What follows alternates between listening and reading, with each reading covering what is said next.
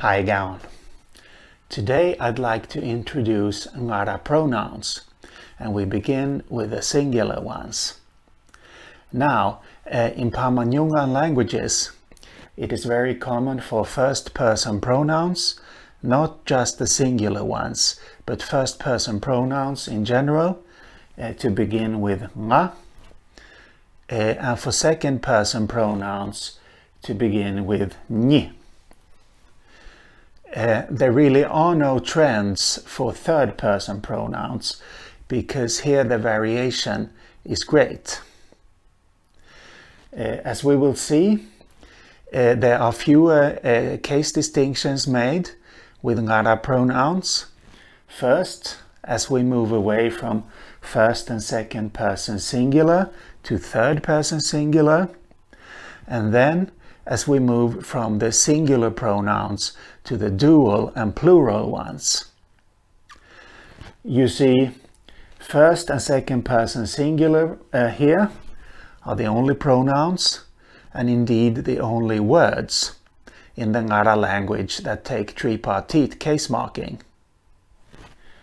So we get ngadja and nyinda as the transitive subjects, and ngaya and nyimba as the intransitive subjects.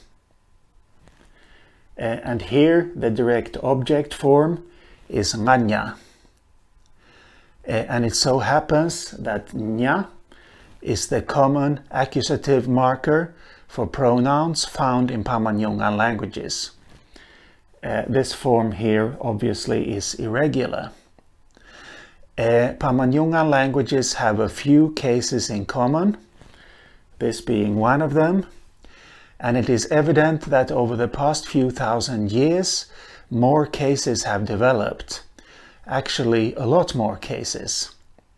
So in regions where people have been in touch, the languages have the same new cases, which may be different from those found in languages in other regions. So when I taught linguistics at Uppsala University for 10 years, my students tended to think that a normal developmental path for a language is to develop away from case marking to the use of prepositions or postpositions. This is of course what has happened in many languages in Western Europe, but that is not to say that that is a normal developmental path. We see that in Australia, in the Pama-Nyungan languages, the development has gone in the opposite direction over the past few thousand years. This form here, palura, is used both for transitive and intransitive subjects. Something else we need to note here is that the singular pronouns are the only pronouns in the Ngarla language that have distinct dative and genitive forms. And here we get some stem changes.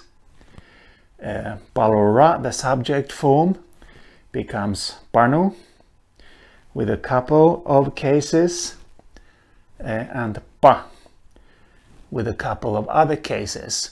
Unclear why, but there must be historical reasons for this.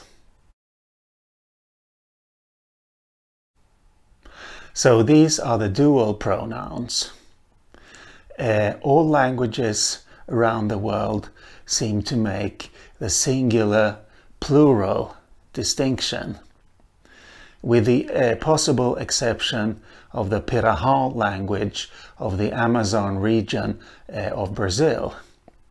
Daniel Everett, who worked as a missionary there for many years, claims that this distinction is in fact not made in Pirahan.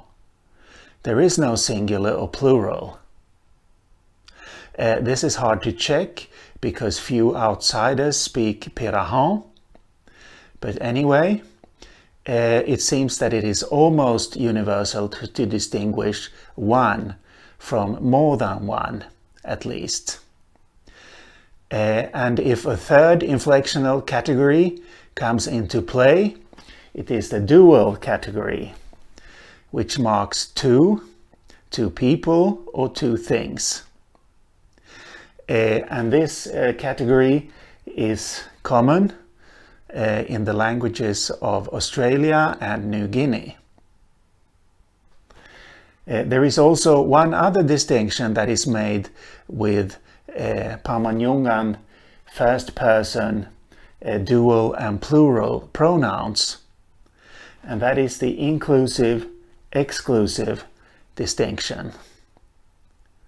What is this? Well, inclusive means I, the speaker, and you who are listening. Exclusive means I, the speaker, and someone else, but not the listener or listeners. Now, is this a relevant distinction to make?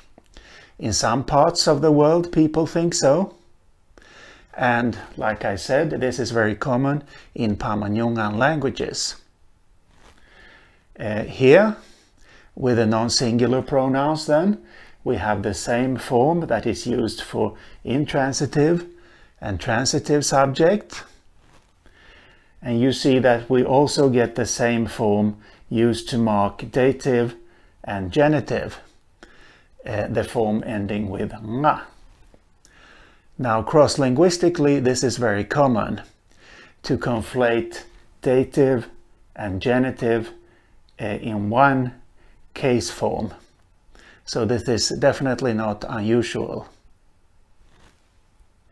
We get some stem changes here, but not really anything very major. So here are the plural pronouns now. These forms here, nganjara and ngarana. That is how that is supposed to be pronounced. Ngarana. These are fairly widespread as the first person plural inclusive and exclusive pronouns. Here we only have stem changes with third person. So we have stem changes in all the third person pronouns in Ngarla. Why this is unknown today.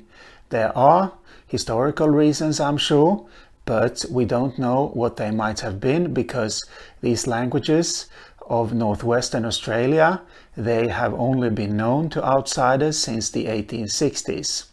So it is impossible to know today.